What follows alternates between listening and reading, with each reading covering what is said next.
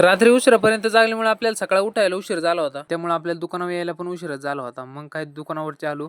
झोप न झाल्यामुळे तोंड पण असं पारुसं दिसत होतं ना, जणू काय आता जस्ट झोपेतून उठून बाहेर निघालेलो आहे. ते सगळं झालं. दुकानावरती आलो, मस्तपैकी साफसफाई करून अगरबत्ती लावली का, तेव्हा मला कुठेतरी भारी भारी फ्रेश वाटायला लागलं. मग मस्तपैकी सकाळ सकाळ आदित्य भाऊ आणि ओम भाऊ आपल्याकडे आलते. आता ह्यो आपल्यापासून ना 4 किलोमीटर लांब जरी असला ना, तरी आपल्याला कळतं आता ओम आलेला आहे. आता त्याच्या मागचं मुख्य कारण म्हणजे ना, ही त्याची गाडी एकदम आवाज टॉप. त्यानंतर ना 12 12:30 वाजल्या आणि भूक लय लागत होती. तेवढ्यात योगायोग असा झाला, राज आपल्या दुकानातच येऊन बसला होता. मग काय त्याला पण उचलला आणि डायरेक्ट वडापाव खायला गेलो. मग तिथे गेल्यानंतर मस्तपैकी वडापाव खाल्ल्यानंतर ना दुकानावरती आलो. आता माझ्याकडे दिवसभर कोण बघू नाही बघू त्याचा काही फरक नाही पडत, पण हा कॅमेरा बिचारा ना माझ्याकडे दिवसभर बघत असतो. त्यानंतर मग आपल्याला एक छोटंसं काम आलं, आपल्याला जायचं होतं उरुळीला. जाता जाता काहीतरी असं वातावरण झालं होतं, एकदम मस्त वाटत होतं.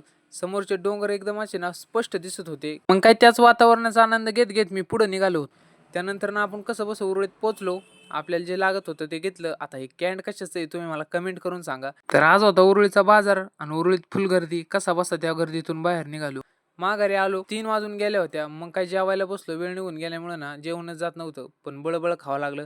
कारण की डबा माघारी गेला ना, संध्याकाळी आपल्याला मम्मीचं ना निबार टोलं पडते. त्यामुळे कसा बसा डबा खावाच लागतो. आता या ठिकाणी घड्याळात 4 वाजल्या होत्या आणि बाहेर येऊन बघतोय तर वातावरणाच्या 12 वाजल्या होत्या. इतकं भंगार वातावरण झालं, ढगाळ फिगाळ वातावरण झालं. पाऊस येण्याची लय दाट शक्यता होती. एकदम काळे भंगार ढग आले. म्हणलं आले सरशी राजची गाडी घेऊन जावा. राजकडे आलो तर तिथं स्ट्रेटनिंगचा खेळ चालला होता. ते म्हणतात ना लोहा गरम आहे मारतो हातोडा. मी म्हणलं स्ट्रेटनर गरम आहे मारतो केस. मग काय स्ट्रेटनिंग करताना मी काहीतरी असं दिसत होतो आणि स्ट्रेटनिंग झाले मग फायनल लुक काहीतरी असा होता. एकदम सरळ सरळ केस दिसत होती. लय भारी वाटत होतं. स्ट्रेटनिंग बिटनिंग झाली लय कंटाळा येत होता. मग काय डायरेक्ट चिकोबाईचं दुकान गाठलं आणि मस्तपैकी चहा प्याला. जसा चहा संपला तशी आपली वेळ पण संपली. दुकान बंद करायची वेळ झाली होती. तर आजच्यासाठी एवढं. तुम्हाला आजचा मिनी व्लॉग आवडला असेल तर लाईक कमेंट आणि शेअर करायला विसरू नका.